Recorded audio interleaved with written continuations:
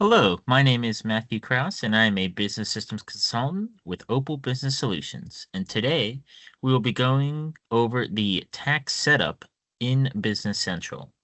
Now, the first thing you want to do is go to your home page in Business Central, and then you want to go to your universal search bar in the top right and type in tax setup. Here, you can see it brings us to a page where it'll allow us to assign general ledger accounts to be particular tax accounts for certain modules. So as you can see, there's an account assigned to be the tax account for the sales module, as well as one for the purchasing as well. And oftentimes it can be the same account, but you can also change it at any time to be whatever account you have set up in your chart of accounts for this purpose. You can also hit the radio button to auto create the tax details, which means if a vendor or customer is set up with tax information, it will automatically be included when you are making an invoice or order for them, to them. Either way, it'll include that if you have this filled in and you have their information filled in as well.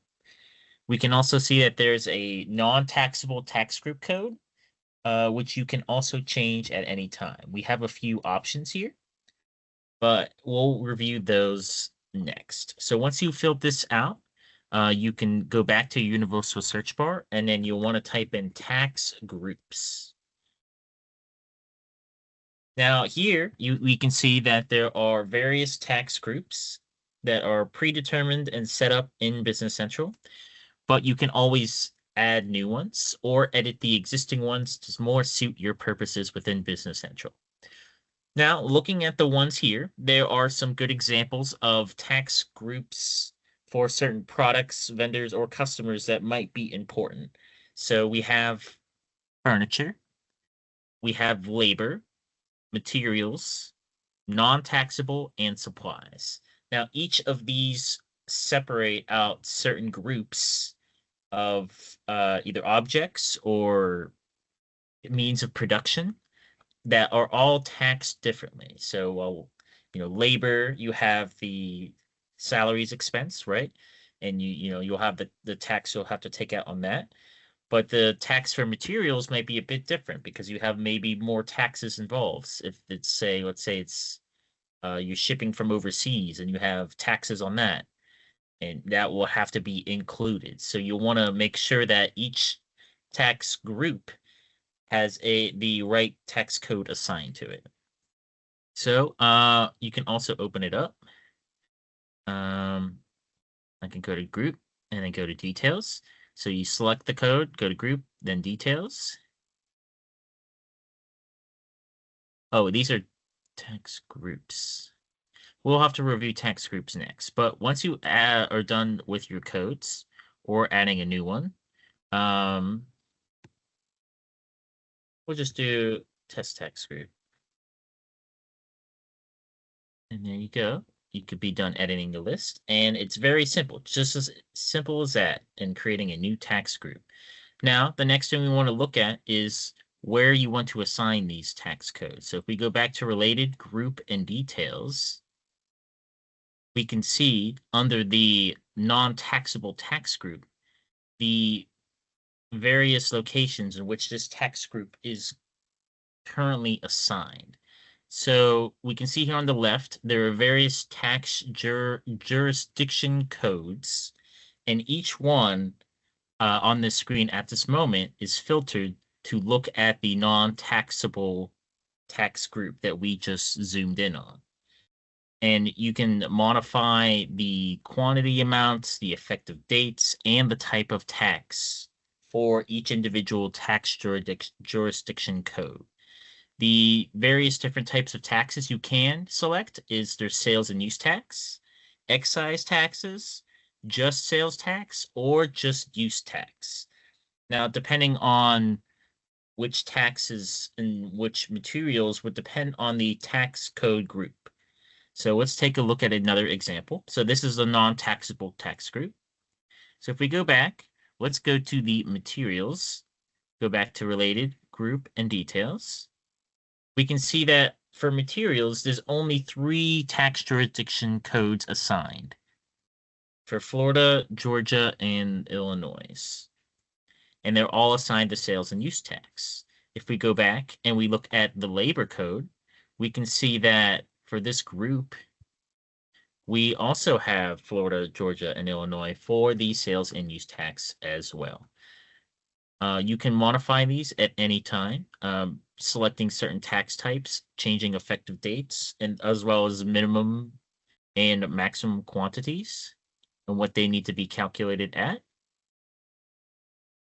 So a little bit about this. So the tax below maximum, this is the percentage that will be used to calculate the taxes. So a 1 meaning like 100% of the tax. While in Georgia, it looks like that is not filled in.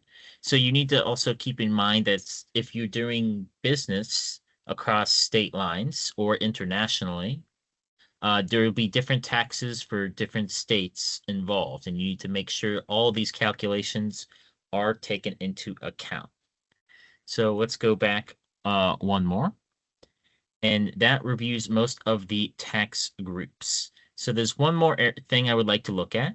So if we go back to the universal search bar and we type in tax areas, we'll see a list of the common areas that we have in Business Central that have certain tax codes created and made available to be assigned to vendors or customers. You'll generally want to create one tax area for each area that you do business in. So for this test company, it's doing business in Atlanta, Georgia, Chicago, Illinois, Miami, Florida, and another section of Georgia, specifically a north section.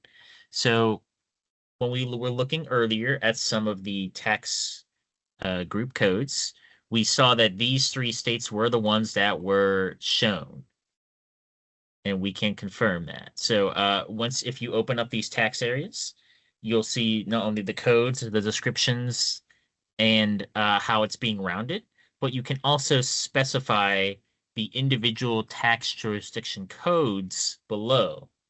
So think of this as the higher up umbrella tax area, and underneath of each tax area, there are tax jurisdiction codes, and each tax jurisdiction code can be assigned its own individual tax group code. So you'll want to make sure you go through on each level and have everything assigned properly. So you know that each individual tax is getting properly calculated. So once you have all this setup done, the taxed areas filled out with each individual tax jurisdiction codes, as well as making sure your tax groups look okay, as well as the high-level tax setup, you can also make sure on the individual vendor and customer level that they have appropriate tax information filled out or assigned. So for our example, we'll go to vendors. I just clicked on the vendors hyperlink there, but you can also search for vendors with the universal search bar. We'll select this vendor, and we can scroll down a little bit here under invoicing, and you can see right here tax liable. So that shows if this is checked, that this customer or vendor is liable for sales tax and they must be paid. You can also assign the tax area code right here under the vendor. There are a few other places you might be able to adjust things as well. So depending on how you're doing your reporting, there's also IRS 1099 forms you can do for vendors or customers, but you need to have all that information filled out prior. So once you have your tax areas set up, your tax group code set up, and the high-level tax area set up, you can then go to your individual vendors and customers and assign the needed codes to them so that every time they're being used in anything in Business Central, you know that the appropriate tax is being used. All right, I think that covers all that we are going to look at today. So I thank you, and I will see you soon.